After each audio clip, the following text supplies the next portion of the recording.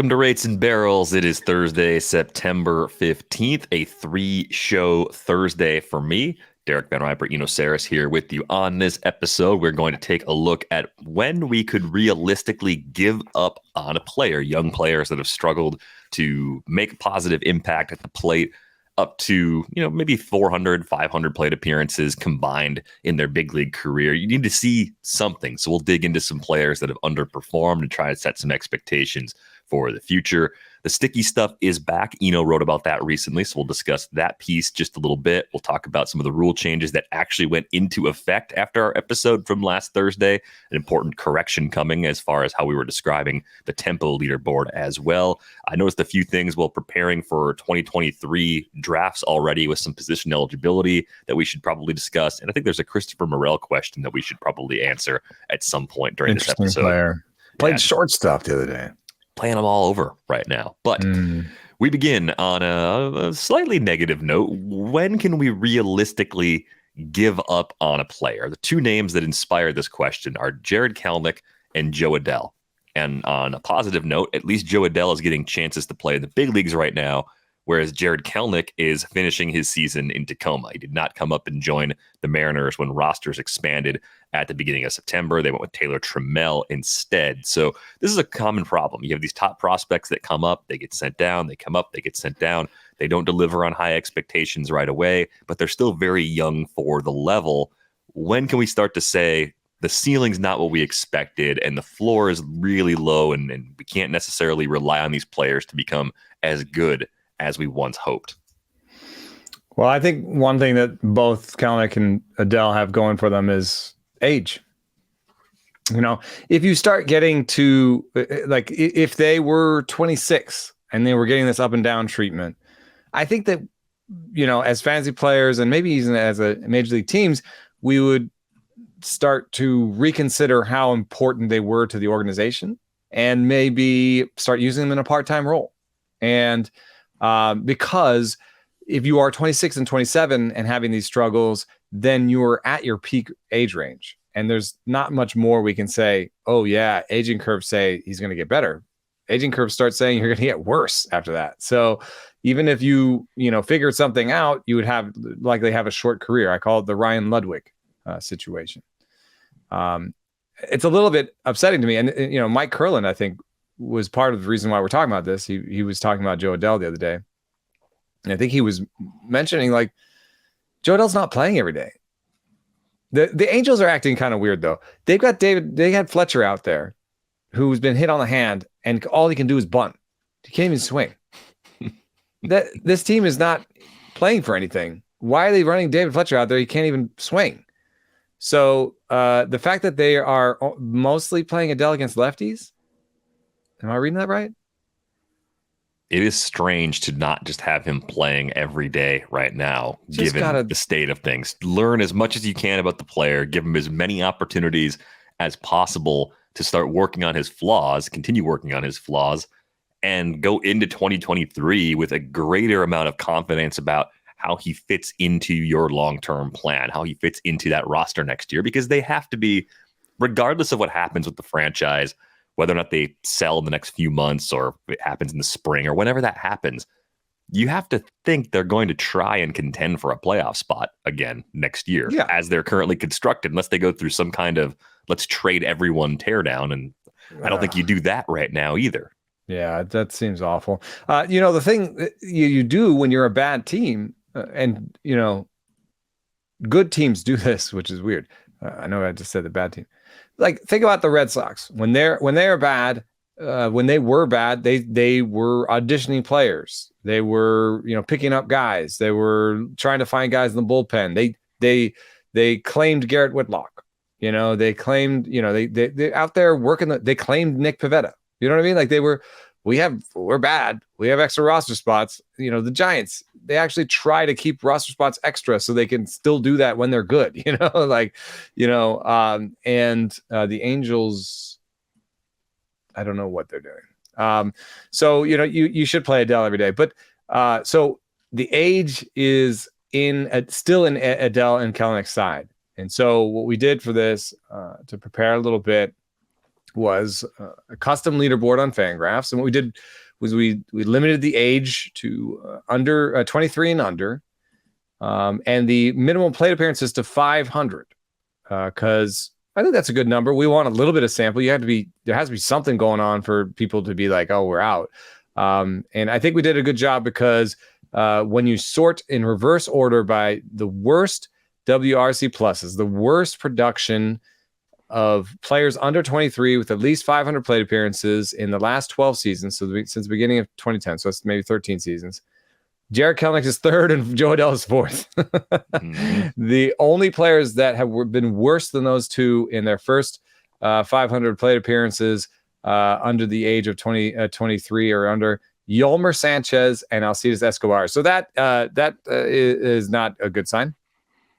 Right. You don't like to hear that. But there are some pieces of good news on this list. Yeah, and I think the thing that's probably popping into everybody's head as you throw out those two names, Yolmer Sanchez and Alcides Escobar, is they don't hit the ball nearly as hard as Kelenic and Adell can hit the ball. Well, they also made a lot more contact. But they're totally different player profiles. Yeah, yes. totally. So I think that's where you can look at that and say, oh, okay. If you want to worry about somebody who's an infielder with a similar kind of a similar game right now, Geraldo Perdomo is someone to worry about. Comparing him to Alcides Escobar and Yolmer Sanchez, I think the key difference here, Perdomo is walking a lot more than those guys ever did, but similarly light production. You only see him if you drop the plate appearance threshold a bit lower. He's at 478 plate appearances, so he misses that's a good one to bring up, because we were talking about getting the Diamondbacks on the 3-0 show and maybe even on this one. We've been talking about signing a shortstop for the Diamondbacks for a while. Because we're just not that super into Perdomo. But there are players of Kelenic and Adell's profile that struggled to begin their careers that are on this list. I've expanded to the top 50, and if you want comps, quote unquote, for them, Javier Baez had an 82 WRC plus through the first 759 plate appearances with a 30% strikeout rate and a 4.5% walk rate. That sounds pretty familiar. Byron Buxton, 32% strikeout rate, 7% walk rate, 84 WRC plus. Austin Riley, 30% strikeout rate, 6% walk rate, 86 WRC plus. And then to a lesser extent, I think you could include Jazz Chisholm Jr. And maybe even a little bit of a taste of Nick Castellanos. However, Nick Castellanos did get good grades for his hit tool coming up, and I don't think that's true for Kelenic and Adell. So I think we're talking about Riley and Baez and to some extent Jazz Chisholm when we're talking about being hopeful about those guys. However, of course, those are three guys on this list, and here are some other guys who didn't make it work, had high strikeout rates. Anthony Goes, Jonathan VR, he could scratched out a career, but I don't think he was as good as he's supposed to be. Adalberto Mondesi, I guess we're still waiting to see. Nick Franklin, Mike Zunino, and then here's some other high strikeouts. Travis Snyder, Jake Bowers.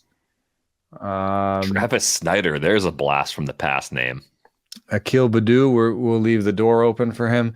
So I don't know. The fact that they've given this many plate appearances to people with this high strikeout rate still leaves them as maybe a little bit less than a 50-50 proposition. If you're just looking at straight numbers of other guys in the last 12 years that have similar profiles, that have gotten 500 plate appearances under this age and been this bad, half of them worked out and half of them didn't. Yeah, give or take. I mean, I think the most interesting player that this search unearthed is actually Dansby Swanson. Dansby Swanson, for going 1-1, did not have expectations of a player that typically goes first overall in a draft. That was a year where there were probably 5 or 6 different players that could have went there, and people wouldn't have batted an eye about that. But he's turned into a much better player than expected, right? The 27 home runs last year, he's following that up with another 20 home run season this year. stealing bases, getting on base a ton, more swing and miss in his game than when he came into the big leagues. But I think the trade-off is well worth it. When he was running barrel rates in the 3 to 5% range, it looked like a bad first overall pick and a bad decision for Atlanta to go out and trade for him when they got him from the D-backs several years ago. So there's a lot going on with Swanson that I think is kind of why this is such a challenging question. A player can change a lot, especially when he gets into the big leagues as young as a player like Swanson did at 22. And obviously guys like Kelenic and Adell have been on our radar at even earlier ages. So I would be inclined to really consider the differences even between a 22 or a 23-year-old and a 20 or a 21-year-old making a debut in the big leagues. And I'd give those younger guys even more runway to figure it out and to turn things around. I think that's where that Perdomo question in particular is challenging. Like, I don't think most people who play fantasy are completely writing off Kelenic or Adell right now. You're getting them in a buy low sort of price if you're playing in a keeper or dynasty league. That, of course, makes sense. But Geraldo Perdomo is also just 22 years old. And his first exposure to big league pitching last year, I think, was because of injuries. They didn't really expect to bring him up. He didn't play at AAA other than 3 games last year. Only had 82 games at AA.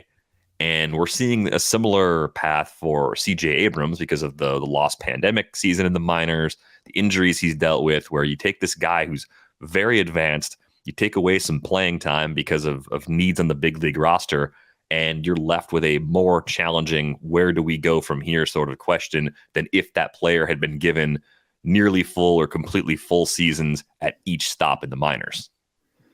I'm just going to tell you something, man. I'm not going to talk about Perdomo anymore.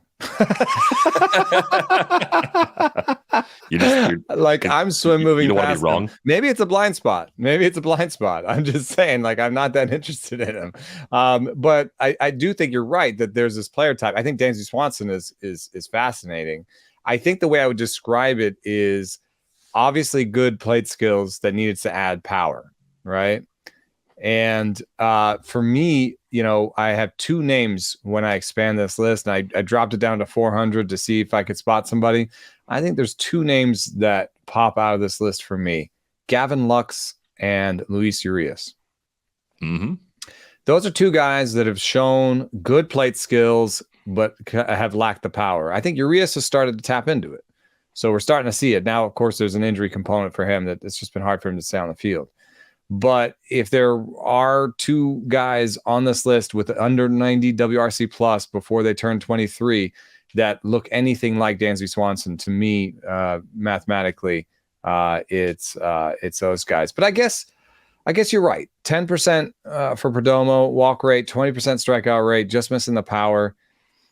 Stranger things have happened. I would rather hitch my boat to Luis Urias and Gavin Lux, though. If you have the plate skills in place and you want to add more power, what kind of evidence do you look for that you consider to be like flashes of power? Is it a certain number of hard hit balls? Is it the max exit velo number? Like where do you turn to give yourself that light in the distance and say, oh no, there could be some power down there? I don't think you pay for it. You won't have to with Perdomo. A lot of players like this end up kind of cruising under the radar unless they have the Gavin Lux levels of production in the minors. Again, guilty. I'm part of the Gavin Lux hype train. I was there. I was the conductor perhaps of that train for a few months back in the day. So I've made this mistake before. But what do you use to really like look at a player, whether it's Perdomo or someone else that has similar skills, and say, I actually can see some power here and I would continue taking chances in the right format? Or if you're in the case of the Diamondbacks, you'd see enough to say, he's still our guy. We're not going to go out and make the DVR dream of Trey Turner going to the desert come true. The easy answer for me is max exit velo because it just shows potential. I think max exit velo is raw power. Perdomo has a 30-40 raw power, present future raw power grade on Fangraphs, and has had a 103.3 last year to 104.7 this year. 108 is traditionally kind of the line between good and bad, or average and above average. When you look at Luis Urias in the San Diego years where he hadn't been really showing the power, he didn't have the barrel rates, but he did have a 107 max EV and a 105.5. So at least, hit the ball a little bit harder there. And then I'm not having Gavin Lux in front of me just yet, but Gavin Lux's max EVs 109.8, 105.6. So I want to see someone at least get above that 105 level to kind of believe there's more there. And I think you've seen, Gavin Lux is getting pretty close to 110. He's been hovering around 108 as a max EV, and his barrel rate, I think there is. I've been actually on the other side of the Lux thing and been kind of a detractor because I don't see the power. But this is the type of person where he's 24 years old. His plate skills have matured. He could easily just decide, I'm going to do my A swings more. I'm going to swing harder this year. I might do some weighted bats in the offseason, whatever it is, and get that max EV up to 112 or something, get that barrel rate up to 7-8%, and then have a breakout season that looks like 280, 2010 at least. That's in him.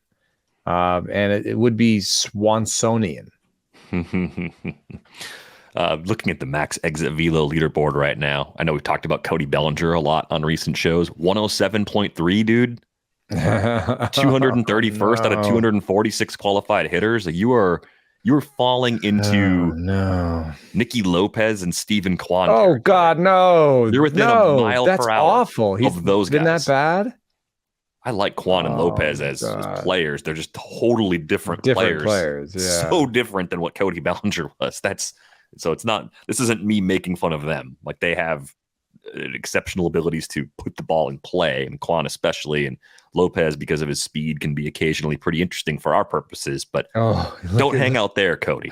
Look who's at the bottom here of max EV this year. Oh yeah, minimum 25. It's Yolmer Sanchez. Oh yeah, no, just bring it all around. Just bring it back around. I thought you were going to get to Perdomo being 3 from the bottom on the qualified list. That's right. Oh, is he? Is Esteury Ruiz near the bottom here? That's the type of player I think he is, honestly, to myself. I think Esteury Ruiz belongs here with Yolmer Sanchez, David Fletcher, D. Strange Gordon, Andrelton Simmons, Michael Papierski, Travis Jankowski. I think that's what I think of Esteury Ruiz. Maybe I'll be wrong, but he's falling right into it. I'm disappointed to see Spencer Steer down here. He's probably disappointed to be down there too. But the thing about max exit velo that is true, and that people brought up to me, is that the absence of it is not quite the same as the presence of it. You know what I mean? That's a good way to think about it, because Jose Altuve is the best player, the all-around best player I see on the qualified list, who's he's on the fold on the bottom of the screen. So if you look at the absolute bottom where Tony Kemp is, you can still see Jose Altuve if your monitor is not tiny. He's up there. Yeah. He's at 108 even, right? There's not a lot of good players in that range between them. At least not. But also you have to change. What I'm saying also is sample thing. So change your minimum to like 25. And then you'll see some young players that have bad max exit velos that we're supposed to have power coming up. And I'm just saying that you can't really count them out just yet. I'm thinking of Spencer Steer. Let me think of somebody else who's on this list. Like Michael Stefanik. Like, didn't he have power? Didn't he hit a bunch of power bombs in the minor leagues? It is funny how when you add in the bigger pool of players, all of a sudden the low end guys who qualify don't look quite as bad by comparison. Yeah. Adalberto Mondesi has a 105.7. I don't know if I believe that. I think he's got more power than that. Anyway, on the plus side, where it's always meaningful when someone does it. That's the finding that Rob Arthur had. Is O'Neal Cruz, of course, number one, our new Stantonian god who plays shortstop. The siren song, the only reason that O'Neal Cruz won't work out is because Franchi Cordero is 6th. So it's not some sort of silver bullet situation, but I mean, come on, he can't be Franchi Cordero. That's not possible. Yeah, That can't be. That it's can't possible. be. I love him. I'm sorry. I love O'Neal Cruz. I'm just saying it's possible. Joey Bart is, 34th. That speaks well to you. Were a little bit more positive about Joey Bart than I was. Royce Lewis. Woo-hoo-hoo-hoo-hoo. By the way, I've already tried this in the one league where I think I could pull it off, and it didn't work. So if anybody's listening in this offseason, if you can buy Royce Lewis, I would do it. Yeah, no, I think you should. I think as long as he comes back healthy, he's going to have a prominent role for the Twins in 2023 and for a long time beyond that. Could Everything we saw looked starting really good. shortstop. Definitely a possibility. Luis Garcia is an interesting entrant at the top of this list. The universe really is just a giant circle because Jared Kelenic is up here at tied for 39th in max exit velo. Oh, what do you have it with one BB? I brought it down to 25. Why don't I see him? It's got 67 batted ball events this year. There he is. Okay. For me, it's 41st for some reason. I don't understand. Oh, they're all tied, so it just ordered them differently for you. Okay. No, I mean, I just broke the tie. I moved him up in my head to make him sound better. Oh, okay. All right. Yeah, but he's tied with Cal Raleigh, who's hitting bombs. Mm-hmm. And Sean Murphy. That's interesting. Yeah. If only he was a catcher. Too early to give up on both Kelenic and Adell. If I had to try and say today who I'm more likely to roster next year, I still have more faith in Kelenic by comparison. I think the reduced swing and miss at AAA, when you compare their numbers at that level, makes me believe more in the hit tool. The Fangraphs scouting grades on the hit tool also favored Kelenic all along. Whether the Mariners believe that and want to play him every day, but he's a lefty. Adell's a righty. Looking at the Angels' usage, that could be a problem for Adell as well. I'm not telling you if you believe in Adell to not take a late flyer on him, but I think if you're only going to take one of those players, it still seems more likely to me that Kelenic ends up being consistently productive than Adell if only one of them makes it. I'm still influenced pretty heavily by that Baseball Perspectives article that said that Kelenic may have had lower strikeout rates in the minors, but hadn't closed his hole. I'm still intrigued by Adell, and I also feel like maybe Adell fewer obstacles on that team. It's not great that right now he's got not much of an obstacle at all, but this team could use Adell. Like the Mariners are doing pretty good without Kelenic, so maybe they use him in a trade piece, or maybe he's just an up and down guy for them. Maybe he's depth.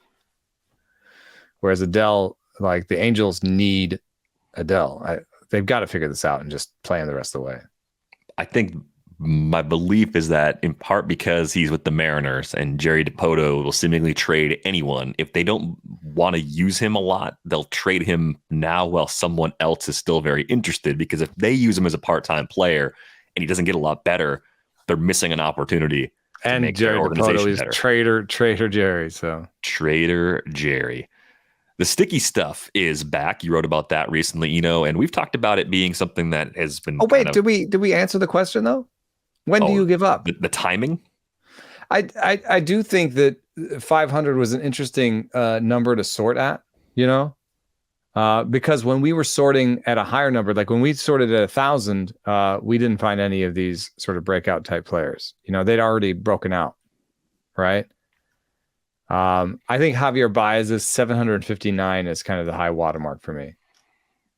So I think 800 plate appearances. I'd like to give a guy 800. If they were a highly rated prospect, I'm not saying every prospect. I'm saying if they were a highly rated prospect that we were waiting on, I'd love to give him 800. That seems to me like a season plus. Yeah, because you might even use a player in a platoon role for 2 or 3 seasons to get to that number, or parts of 3 different seasons. And then at that point, maybe you've seen enough. I think because Adell's already at 511 and in part-time, like you're saying, and I'm not quite giving up on him. So, but if he comes up, if he gives you another 300, 400 next year and is just as bad, I don't see as much of a reason to continue, trying to roster him and stuff. Yeah, I think the bigger point is that this number used to be at least 1,000, and it's less than that now, as far as what teams will actually give a player. But I think based on more information that we have available, we're able to cut down on how much we need to see before we're ready to start moving away from players that had those lofty expectations. You wrote about it. The sticky stuff is back. It never did it fully go away? Did it partially go away? And yeah, I think it's still a bit of a debate. But I thought there was a particularly compelling chart because you were looking at it was spin rates by month when the crackdown happened, before the crackdown happened, and we're still not at the spider tack levels pre-crackdown, but we're pretty close. We're getting into that range where it's working for pitchers again. I think in concert with the ball being deadened this year, especially, and the humidors, like all the factors that are in play here, it seems like a step too far in the direction of being too pitcher friendly, just slightly. It's the power in particular that we've been kind of going back and forth on. We've talked about the slugging percentage for the league being a tick below 400 throughout most of the season.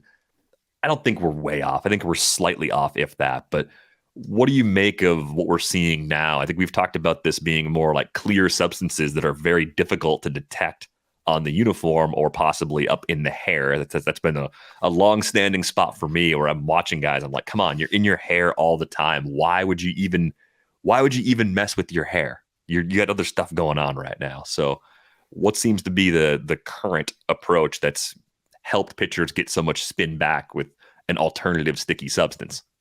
Yeah, we've even seen a person whose spin rate went down after enforcement and then who's got it back up. He's been checked on the field with the fingers through the hair and the umpire massaging him like this little, baseball after dark moment.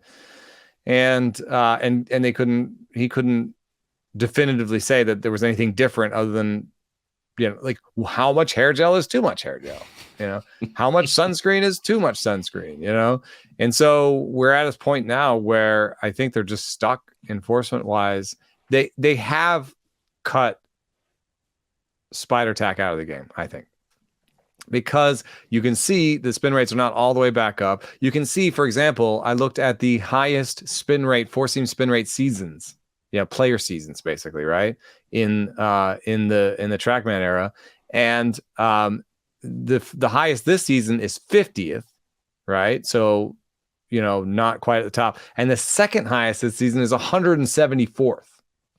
So Zach Gallen has the second highest four-seam spin rate this year among pitchers that have thrown 100 fastballs. And it's the 174th highest of this sort of enforcement era. So I think they've cut spider tack. Also think about it sort of in practically in types of use. Like if the one thing that anybody who's touched spider tack or pine tar knows is it's not easy to get off, and so, even with, I've heard some rumors of like baby oil or hand sanitizer on the pants to like give you a little bit of extra help. Even then, your pants would be all brown, have just a big old brown smear wherever you're trying to wash it off every time, right? And so I think that would be pretty obvious. And if you had a hat that was like soaked in hand sanitizer, you would smell like an alcoholic. You know what I mean? Like they would be pass out on the mound from the fumes in your face. I'll probably be like, "Yo, man, don't drink so much before you start." So I think what it is hair gel. It's something a little bit more than Bullfrog, maybe, because Bullfrog was more on the level of a plus 100 RPM. Spider Tack was plus 500 RPM. And what we're seeing now is something in between. So I do think there's been some engineering going on. There's been some work they found some clear substance that's sticky that can be taken off pretty quickly.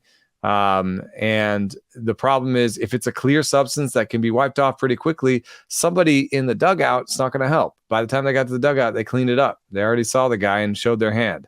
So the only solution that I heard that made any sense was a fifth umpire that stood right behind the pitcher and like could intercede after they touched it and before they touched the ball. You know what I mean? Let me touch your hand now. No, like not after you're done pitching. Let me touch your hand right now. That'd be good for pace of play. Oh my God. It would be so awful. It was so weird looking. And like, we're really going to add an umpire just for this. So I don't think that, and one last thing I couldn't put in the piece for various reasons, but my understanding is they cannot enforce a suspension based on things that happened after the fact. So video is not on the table. Taking a ball and saying X pitcher threw this and it has substance on it, it's not on the table, because suspensions arise, and this is my understanding, is suspensions arise from umpire action on the field. You understand the difference? Like, we don't get a lot of suspensions. We're like, oh, we looked at the video and we think last night player did this or this. Right. Now, they review things where a suspension has already been issued. The umpire says something, the umpire kicks them out, and then they can review it. But there has to be an umpire action on the field. It has to come from something that happened on the field. So, yeah, a fifth umpire would be the answer. And I think baseball is happy maybe to have cut spider tack level out, and maybe at stake was 1 or 2% of strikeout points, right? It's 1 or 2% of strikeout. So if only 1 or 2% of strikeout rate is on the table, they're trying to cut 5%, 4%. So maybe they cut 0.5% or 1% out with spider tack, and the rest they're going to attack with the pitch clocks, and if needed, moving the mound back.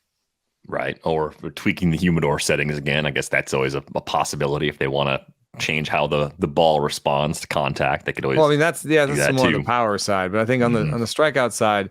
So I think, there are certain high profile names that you can sort of read between the lines who've been at the forefront of this, that have, maybe had their performance go up and down around enforcement. That guys that might go one, among the top 3 pitchers next year. Should I just name them? Yeah, Garrett Cole. I mean, he's talked about it. He's talked about it in postseason things. And if you're nervous about Garrett Cole and added enforcement next year because he's spin rate is back a little bit, it's not back to spider tag levels.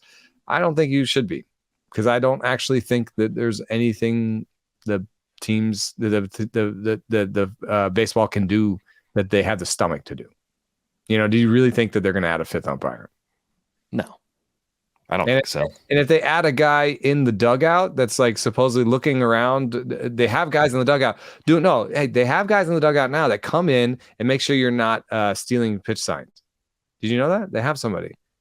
You never really notice who that person is on TV. I mean, I guess if you started to, but if they were randomly in there, I don't know, during a shot, like maybe if you watch that team all the time and say, wait, I don't know who that person is. Because if you watch a team on a regular basis, you get familiar with the random coaching staff and support staff people that are around the dugout. You're looking for like a translator, a blue for a player. polo shirt with an MLB insignia on it. That would be the giveaway. Yeah. Yeah. Those guys, I know I've seen them in the clubhouses checking the mudding.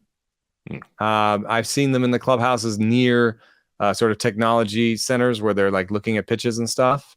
And apparently they sweep the dugout 2 or 3 times a game to make sure that nobody's stealing signs. So that exists. So you could just ask that guy, hey, stay in the dugout a little bit longer and see if any pitchers are loading up. I just don't think that you'll catch anything, because the pitchers know that getting on and off the field, they can have their hands touched. Mm-hmm. So they don't want to be doing anything in the dugout.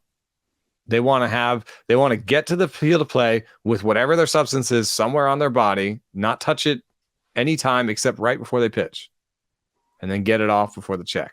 So I don't think having someone in the dugout's really going to help. Is this person someone who has played the game at a high level before, who is a known cheater, or is this a person who's more like Hugo, the health inspector from Bob's Burgers, where it's just someone who's a stickler for rules, but also wouldn't be fully adept at leveraging the rules? Had not been a cheater himself. Right.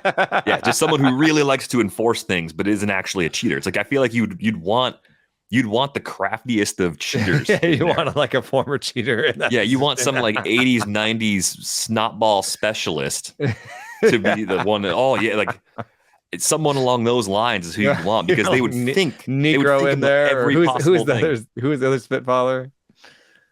Oh, was it Negro a spitballer? Knuckleballer, right? Who am I thinking of? He's the knuckleballer. Who's the spitballer? Everyone knew he's a spitballer. He even admitted it. He like wrote a book about it after he retired. He's in the Hall of Fame, dude. Gaylord Perry. Yeah. Gaylord Perry. That's it. Gaylord Perry.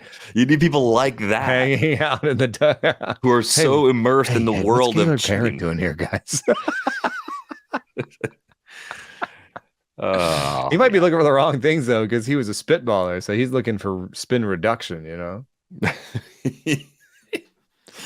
But he would certainly spot the baby oil. Right, exactly. That's what I'm saying. It takes one to know one, I think, at a level like this. Let's get to the rule changes just for a moment. There was a little bit of a tweak made to the StatCast tempo leaderboard that we discussed last week, and the original data we were looking at did not measure tempo the same way that the pitch clock works. Mm-hmm. The tempo leaderboard, as it previously was, I believe, was time from the pitch being released to the time that the next pitch is released. And that's not how the pitch clock works. So what that did was it created a much larger group of players who would seemingly be too slow. They have since added a translated version of that. And when you look at the leaderboard now, you can see that a much smaller group of pitchers will be forced to make significant adjustments. But I think the general thrust we were talking about last week is that relievers were taking a lot longer than starters as a group, and they are still going to be largely the group that needs to make more changes and will be probably the most impacted by the implementation of the pitch clock. Yeah, I put minimum 100 pitches, did the timer equivalent sort, and about 100 pitches out of 580 will had a pace this year that is worse than the clock will be next year. So that's still a fair amount of players. You're right. Most of them are relievers, the most prominent of which are Aroldis Chapman, Devin Williams, Jonathan Loaizaga, Kenley Jansen, and Giovanni Gallegos are the slowest, but Ryan Presley is slow. There's some older pitchers that are trying to hold on to their velocity, but even Ryan Helsley is slow. Those guys Craig Kimbrell is slow. This is a bad time to have to adjust something for Craig Kimbrell, but Pete Fairbanks is on this list. In terms of starters that we should worry about at all, there's only a few names, but they are high-profile names, and I'm trying to get to them. Where I know Shohei Ohtani, Corbin Burns, Shohei Ohtani, and Michael Kopech were three that I remembered. That's it. But Shane Baz, I lowered the things to get everybody, but Shane Baz is close. JP Sears is a little bit slow. Yeah, Corbin Burns and Michael Kopech. That's about it. I would say, and Luis Garcia and Yu Darvish. Those are it's not something that I would actually. I think I did say something. I would have this open during draft season. I'm gonna take that. I'm gonna walk that back. I think this is something more like that you would get all upset about and think about too much, right? The only one that bothers me a little bit is Shohei Ohtani. I'm glad he's throwing the sinker, because if Shohei Ohtani next year was just throwing the four seam with poor shape and lost like a tick and a half because he had to work faster, he could actually be hit harder. But with the sinker, I think Shohei Ohtani is going to be a pretty good pitcher next year. Yeah, you may find that too, having a full off season to train, and if some of these guys are on pitching staff that have guys that work fast, like they talk to each other. Team can give them like a game plan for how to be better prepared for it, and I don't know. Just practice it in the off season at least, Yeah, right. Your side sessions and everything you do, you're gonna figure that out, and maybe you lose a little velo. Like that seems very likely for some of these extreme guys, but if you've got 4 or 5 pitches and you command things well, it's probably going to have a reasonably small impact on the starters, especially. Here is one pivot I might actually make, given this news. I don't think I want to have a lot of old relievers next year. Yeah, it's not something you want generally. I generally don't like old relievers anyway, but yeah. But I've had some I've done I have some Aroldis Chapman shares this year, and I had some Craig Kimbrell shares this year, because you'll find that there'll be Kenley Jansen. There'll be a guy who falls, who has a job, and you're like, hey, the only thing that's wrong with him is he's old. Maybe I would rather pick someone that the Pitching Plus model likes and is young, rather than somebody like Kenley Jansen who has to shave 5 seconds off his pace. Ryan Presley, does he count as old?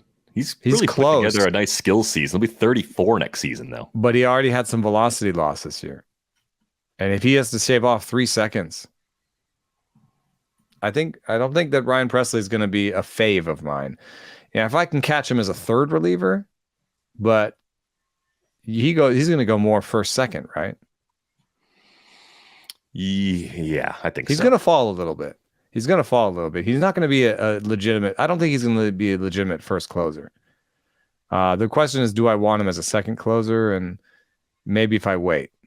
Or as one of your last closer one options, if things just breaking away where the first 7 or 8 are off the board, is he still in that circle of trust? I'm going to be nervous.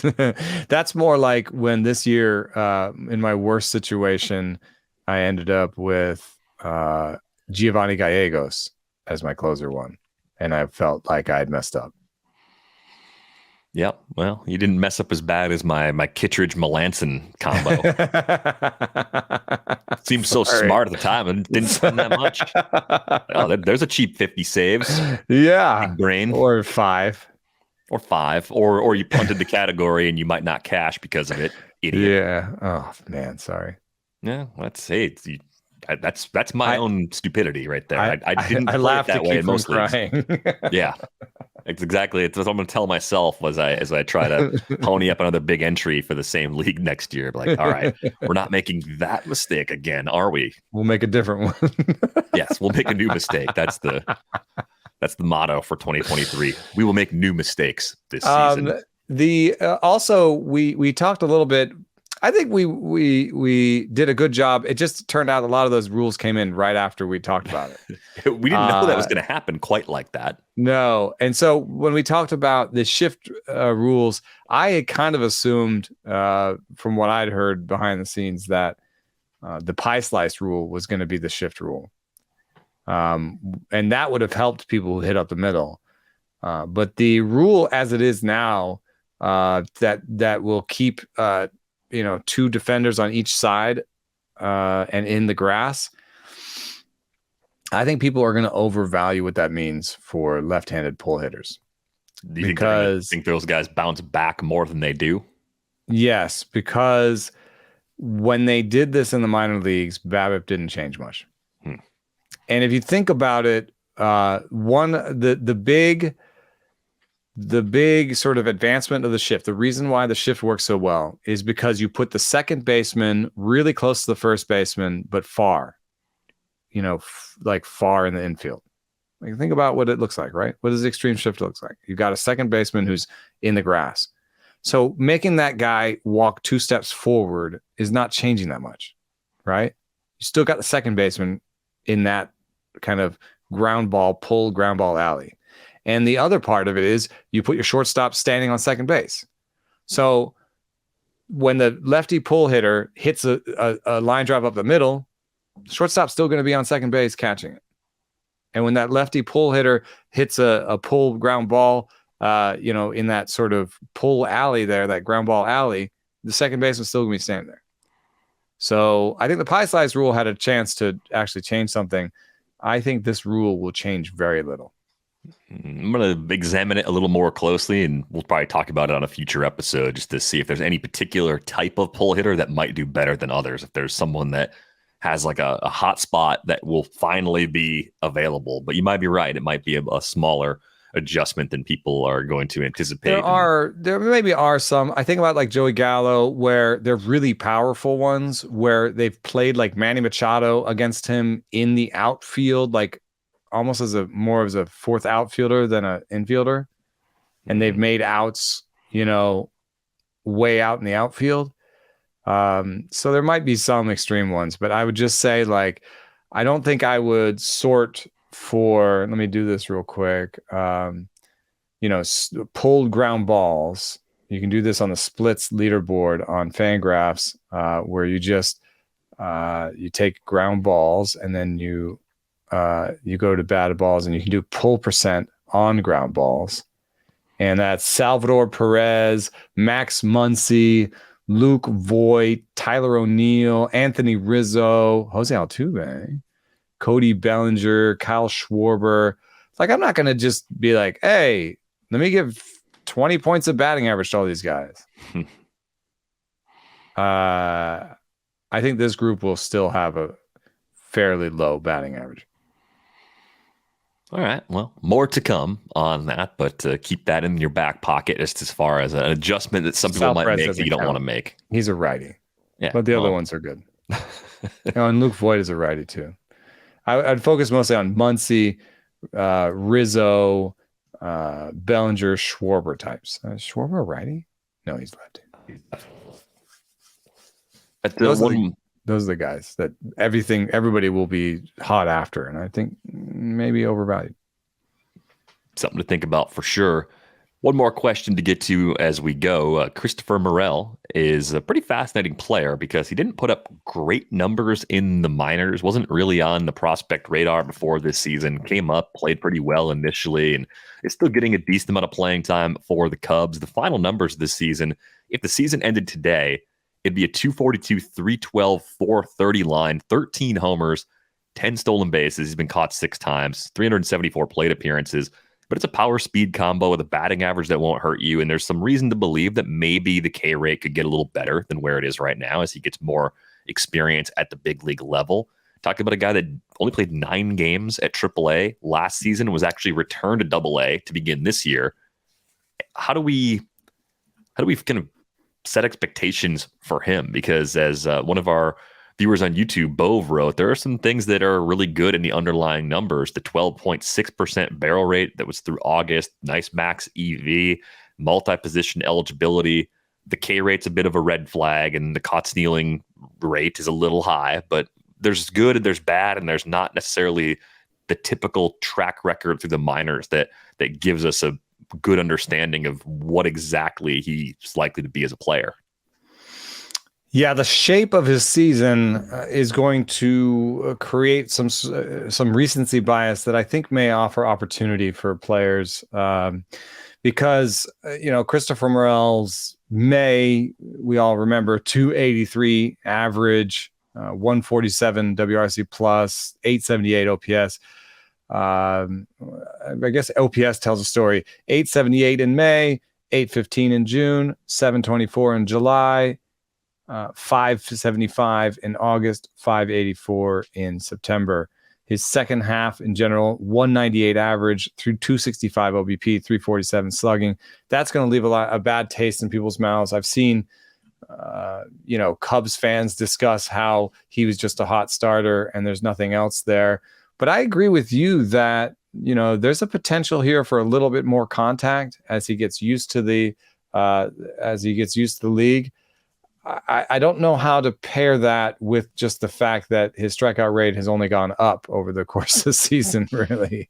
And he's hovering over 40% right now for his last 50 games. So, it's a interesting conundrum for me. I think what I want him for mostly is dynasty leagues, in case a 24-year-old with his second taste of the big leagues comes back and strikes out 27% of the time with a good walk rate, capitalizes on that power, and gives you an 800 OPS next year at multiple positions with stolen bases. I mean, that's worth it. In terms of making him my starter at any position in 12-teamers, I think the flaws are enough that I don't want to do that. In a 15-teamer, I'd love to start the year with him on my bench, I think. Because if he does work out, he's a guy who can, especially in NFBC, he can cover you at a bunch of positions. And he would be a guy that would allow you to have another pitcher on your bench, which is huge. So I love the multi-eligibility. I love some of the markers for power. The strikeout rate just increasing over the course of the season is concerning. Yeah, I think that's the young player going through an adjustment phase. And I think that adjustment can be more harsh when you haven't seen a lot of AAA pitching on your way to the big leagues. So, I mean, with Morel, a 12.3% barrel rate as we record on Thursday. That's tied good. for 33rd among qualified hitters. That's Christian Walker territory, Pete Alonso territory. Adolis Garcia's on here at a similar barrel rate. I think there's some actual profile similarities between those two players. I know Morel has a little bit better sense of the zone. Yes, I think that gives me a little more confidence too. And he got to the big leagues at a much younger age than Garcia did. What do you think his price will be? Do you think he'll cost like a starter? Like people will buy him as a starter? I was trying to think of a pop-up guy in the pool with power and speed and more to like than dislike, and some question marks. I landed on Akil Baddoo as far as like how people will treat him. Different kind of player. So sort of different kind of player. But maybe with Akil Baddoo actually having just happened, like I bet you that comp's not gonna be the first time that comes up. And if that happens, I think that might reduce the price on Morel. Like I think Akil Baddoo might reduce the price on Morel, even though Baddoo was a little bit older. No, was he? He was just a Rule 5 guy. He just wasn't old. But he's about the same age. He was a righty with some question marks, similar question marks. Yeah, Baddoo's a lefty. Oh, okay. Morel's a righty. So I don't know. I'm just fringe top 200 is probably where he'd go at the high end. I could see Morel hopefully falling more to that 250, 300 range. I don't know if it's going to be. I think I'm a little bit more in on 250, 300.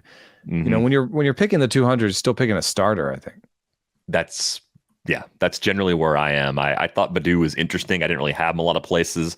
If Morel follows that price, that's probably where I have to go. But if he's somebody you can keep in a dynasty league at a relatively low cost, I'd be more inclined to keep him than to send him back into the pool, because the versatility gives him a lot of ways to contribute for the Cubs next year, even if they add some players. So thanks a lot for that question, Bove. As always, you can send us questions either by dropping them in the comments section under this video on YouTube, or you can email us, ratesandbarrels@theathletic.com. You can find Eno on Twitter @EnoSaris. You can find me at Derek Van Riper. That's going to do it for this episode of Rates and Barrels. We're back with you on Monday.